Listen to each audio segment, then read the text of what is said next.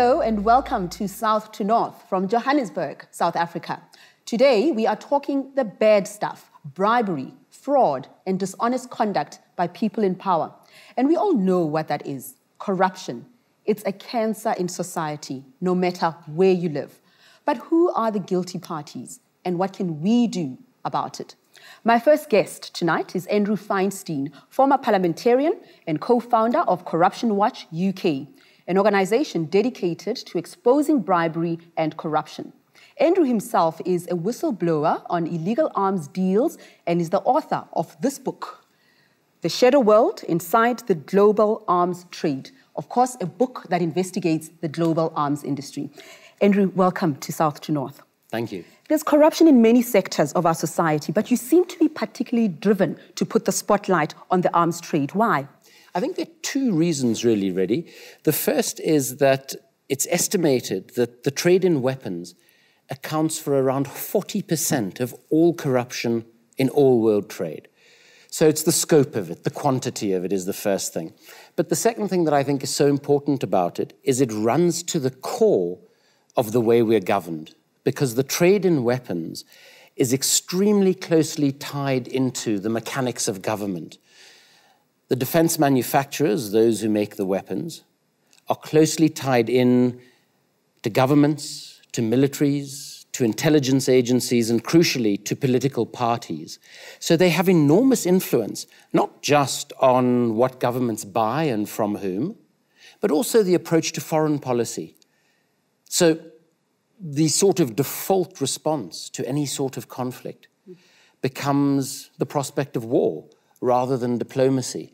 The situation in the United States at the moment, which, by the way, spends almost as much on weapons as the rest of the world combined, is that there are more personnel manning one American aircraft carrier than there are American diplomats around the world. That is astounding. It's terrifying. Who's to blame for the status quo? Do we blame governments? Do we blame private companies? Because the arms deals are happening between governments and big multinationals. You know, yes, I think there are fingers we can point, and I think very appropriately. I think that governments benefit in all sorts of ways from their connections to the arms industry, not just in terms of being able to influence foreign policy or defense policy, but also crucially, there's a huge flow of money from the defense companies into politics. And this is probably the second reason why the industry fascinates me so much.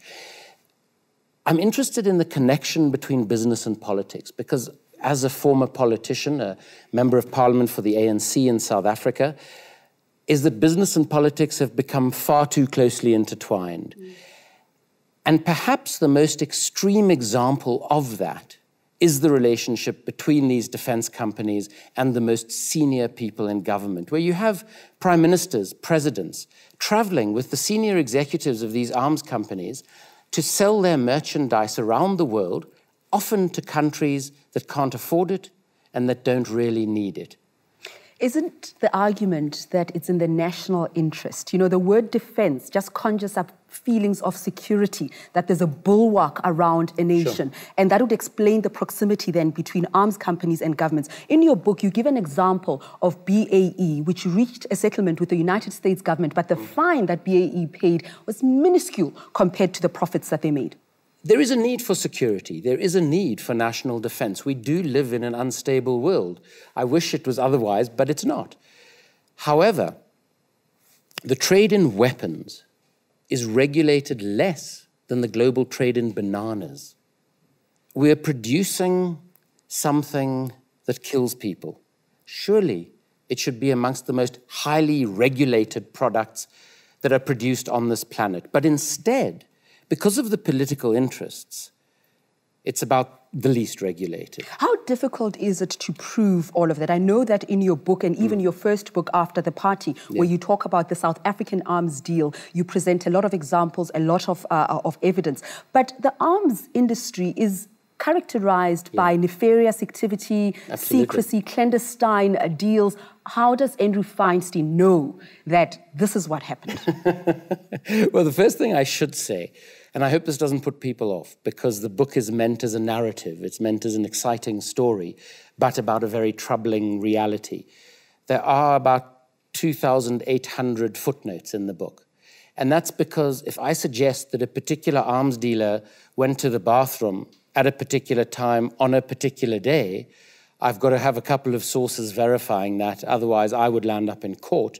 Probably 85% of the people I contact to talk to won't have anything to do with me. But I've been surprised by how many people in the industry, sometimes whistleblowers, but sometimes executives, and arms dealers have been willing to talk.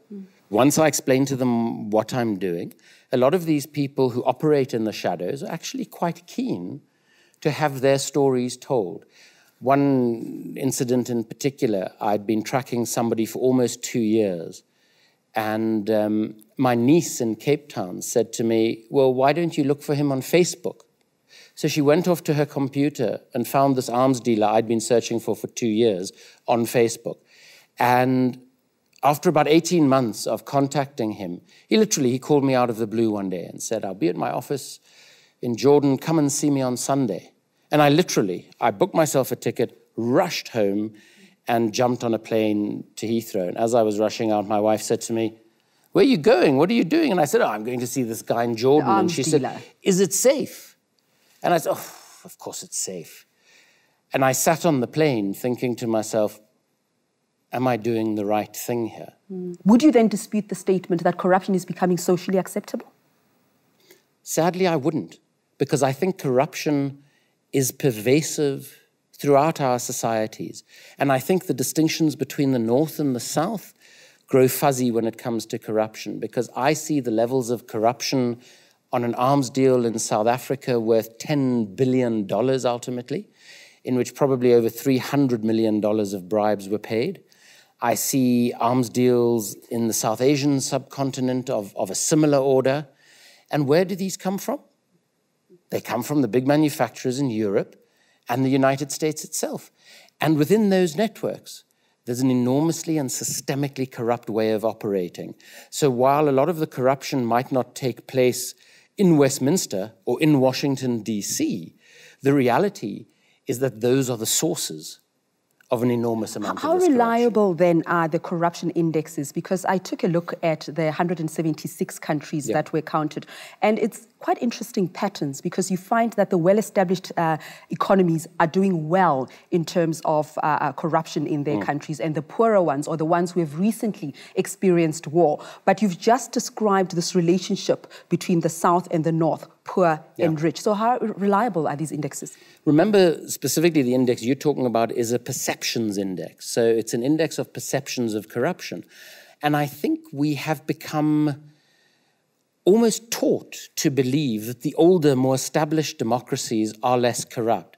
I think corruption in those societies is simply more sophisticated, because the reality is when a BAE Systems, which, as you rightly say, does tens of billions of dollars of corrupt deals in Africa, in Central and Eastern Europe, in South America, across the globe, and gets fined £500,000 by the Serious Fraud Office in the United Kingdom. When the profits are so exorbitant and high. And Prime Minister Tony Blair was on the plane when all of those sales deals were going down in South Africa, Tanzania, the Czech Republic, Hungary, Austria, etc., etc.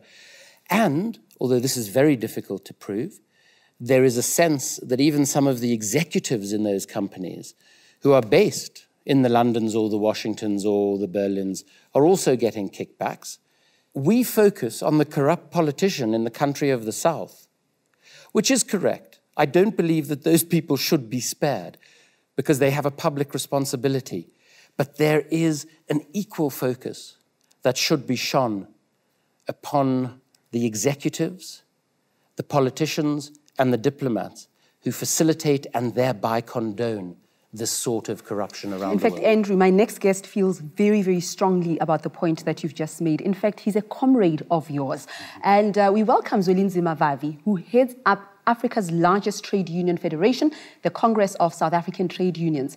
Vavi is an outspoken critic of corruption in government and business. He's also just about to become the father of twins. Mr. Vavi, join us. Welcome to South2North. Have a seat, please. Zwelinzima, you represent workers, the labour movement. Andrew and I have just spoken about the proximity, the cozy relationship between governments and big multinational corporates. Is there enough focus on the conduct of the ordinary citizen, any part of the world, and how he or she contributes to corruption? One of the things that I've been advocating, even in my small corner of the Twitter in South Africa, was that people must take a resolution to be much more active citizens in 2013. Because I can't see how we can ever defeat the scourge of corruption in South Africa or anywhere else in the world unless those in power fear. And I normally say that unless people fear the people, instead of the politicians being feared by the people, unless people in power fear the police, the judiciary, and the media, and you have lost the fight. Mm-hmm. And so it's always absolutely critical to have a mobilized citizenship that is ready to confront the most powerful in society. Mm-hmm. Without that, I'm sorry, we will lose the fight. Isn't it dangerous to fight corruption? I mean, what have been the personal costs to you? You lose friends that you thought that were real political allies of yourself if you just continuously harping on the matter. Politically, you get isolated. Threats, your security? And I've been threatened. I'm one of the few trade unionists in the world and who walk around with bodyguards. And I've received 2 death threats. Andrew, can you identify with a bit of what Zwelinzima said? Because you were a member of the ANC, you resigned over the arms deal. Did you lose friends? How hard was it for you? I lost friends, I lost comrades. The last few months when I was in Parliament, when I was trying to pursue an investigation into this multi-billion-dollar arms deal, people in the ANC were openly hostile to me as I would walk into the parliamentary chamber. And I'd had a sympathy with the ANC and been involved with ANC structures from the mid-'80s, even when the organization was still banned in this country. That was very hard personally. But the issue for me is that I've tried to differentiate my own experience from the issues, because I think sometimes people do focus on the individual whistleblowers, whatever the case may be, whereas I think it's the systemic issues that are really important. And what would be great is if the Vavis of this world, many whistleblowers I know around the world, if they weren't the few, if they were the many. But doesn't it make sense that a lot of people would be reluctant when people like yourselves, who are in position of leadership, are intimidated, you have your security threatened? I can well see how the ordinary person, the ordinary citizen anywhere in the world, saying, if these are the costs for Andrew and Zwelinzima, I'm too scared, I'm not getting involved. Let me tell you that in South Africa, it's not just about threats anymore. 11 people have been killed in KZN, KwaZulu-Natal province, in the past year or two. About 14 other comrades have been killed in Mpumalanga province. 2 or 3 comrades have been killed, and including recently in December in the Northwest province. So the issue of fighting corruption is no longer a matter of easy isolation or getting people hostile to looks. You. Yeah. No, it has gone way beyond that. People are actually being nailed and killed for speaking out for ordinary people. But this is always the assuring part to me, you know. When you take up the fight on behalf of the organization, and when you do that honestly, people can see. So even if you can become very isolated in the small boardrooms, including conference centers, but out there in the streets, you become an instant hero. People do admire and they do reward you with their loyalty. We have another guest joining us. Dilip Menon is an academic and the director of the Center for Indian Studies in Africa at the University of Witwatersrand. He's investigated corruption in his native India and across Asia. He joins us now. Welcome, Dilip. Thanks for joining us. Delighted to be here. How are you? Nice to meet you. I want you close to me, if you don't mind. Well, this is a big seat to occupy. Now, you have written extensively about corruption, and you've even said that a country like India is under pressure to play with the big leagues in the West, and with that come corruption. Are governments and big business all over the world doing enough?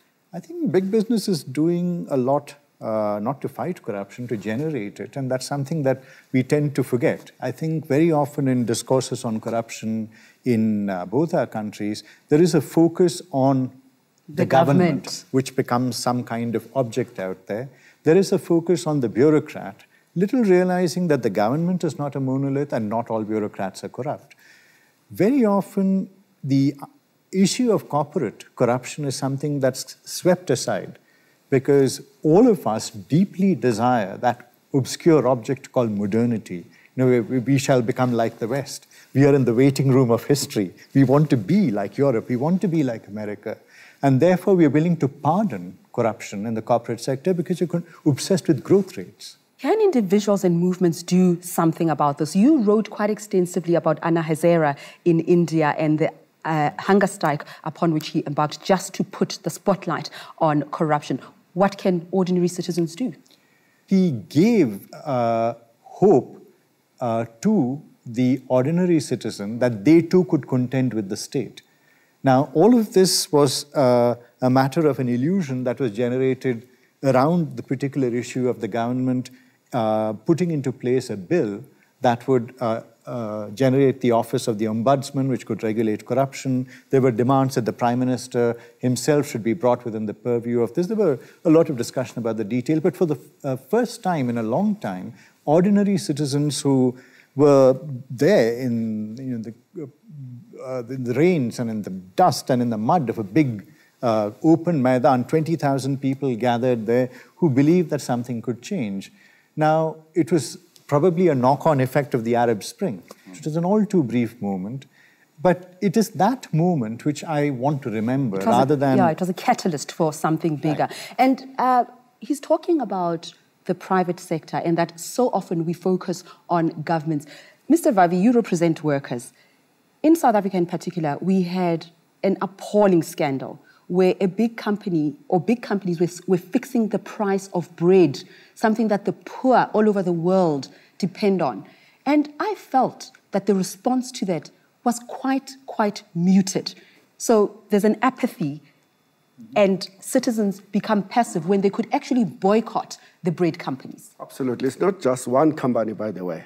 It is a range of companies that have been found guilty on different issues, from bread, milk and cars and products that are being produced by Sasol that are going to help you with all manner of agricultural activity that you need to do in order to grow your food security in the country. So everybody almost have been implicated, big companies. You're right when you're saying that the society has been sort of mobilized to focus on corruption that is happening in government, which is not less important, it's equally important. But all of us must recognize that the real source of corruption always emanates from the activities of the private sector. It is they that bribe public officials. But once the public officials have got the first bribe, then you always ask for more.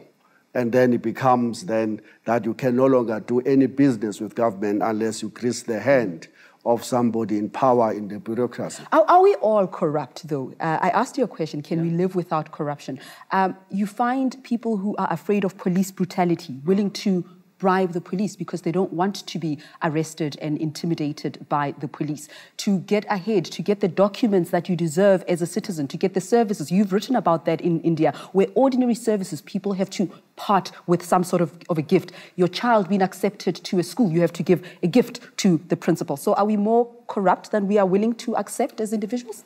I think so. I think so. Look, in South Africa, my sense, and again, this is a perception, you can never truly prove these things. It's difficult to prove. But there will be very few South Africans who have not bribed a traffic official in South Africa. There will be very few people who have not bribed their way to find a job, including all manner of other activities. There will be very few people who say that I would not do it if I want to jump the queue in the Home Affairs Department or something like that. Or the migrant workers who are coming to South Africa, they're forced to pay the bribe all the time. So when society itself is doing the small bribes, which is what the Corruption Watch that we have established is trying to mobilize citizens against, don't do even the small bribe, because it is the small bribes that create an environment that this thing is a norm. It can be done every day. So when the big political players do it at a larger scale, everybody says, but I'm also doing it. I can do it. It's very small. You want to come in there? I'll give you a chance, both of you. Yes, let's start with you. I'd just like to return to this, because I think one of the persistent metaphors of corruption is the traffic cop whom you have to bribe. And here again, as an academic and as a historian, I'd like to ask the question, when you look at a man like this or a woman like that who has minimal education, is provided no training whatsoever or minimal training, their hours of work are very long, their lives are are at stake each time they step onto the road, they are significantly underpaid for the kind of work that they do. So what does the government do? Instead of paying them more, they ask the middle classes to subsidize their salary, which is what the bribe is, right? So whenever you're in an encounter with a policeman and you pay them 50 Rand or money for a drink, you're actually supplementing an income which the government should have provided in the first place. I agree partially with that, Andrew, because you've just told us about the big corporates that are engaged in corruption. They're not poor. So I personally don't think that your salary has anything to do with it. You could be earning millions and you'd still be corrupt. I think so. The problem with the sort of intermediation that Dilip is talking about is that the sorts of hierarchies that are established in those societies are then permanently entrenched, because it is the middle class and certainly the wealthy who can afford to pay more intermediation fees. So they'll get their children into the better schools. They'll get them the better jobs, et cetera, et cetera. So what you're doing is you're making your society immobile and static. So those who are born at the bottom have absolutely no opportunity for growing beyond it. So that intermediation systemically has huge consequences. We're running out of time, but I want to bring you in here, Mr. Vavi. You were a farm laborer. You've moved through the ranks and you're leading the largest trade union federation in Africa. How come you're not corrupt? How did you resist that? I don't know. I normally say thanks to my father and mom, and who sort of push a very hard line about honesty, about the need that you must live within the means. And the means from where I come from were absolutely nothing. It was the background of a child labor, of a farm laborer, in particular the context of the strikes that are going on in South Africa today that even makes much more sense. That actually corruption and power and all of these other activities tend to have their worst victims, the ordinary people who are poor, who are workers, who can never pay bribe, and to get their kids into the best school or to jump the queue in the Home Affairs and all of that. And that's why that thing is absolutely making sense to me. I mean, the whole idea of putting everything in the line to fight against the powerful elites in the society, because I know that at the end of everything, at the end of the day, the people who are going to be marginalized. And for you, Andrew, has this crusade over many years, I mean, this is not the first book you wrote. This one has a global feel to it, but you wrote after the party, specifically to South Africa's arms deal. Has this fight been worth it? To expose corruption? Absolutely. Mm-hmm. I would rather be bashing my head against a brick wall, which is what it feels like probably 4 days out of 7, doing something about something that I think is important, than pretending it's not happening. We have the power of the vote. Politicians want us to vote for them. We should withdraw our vote from any politician we believe is either corrupt or in any way promotes corruption. And similarly, corporations, we have the power to boycott those corporations. Well, Andrew, Dilip, Zwelinzima, thank you very much for being part of our program and tackling what is a very uncomfortable but important subject. Thank you very much. Thank you very much. That's all from me at South2North this week. Please tweet your questions and comments and all your opinions to @AJ South2North or find us on Facebook. Good night.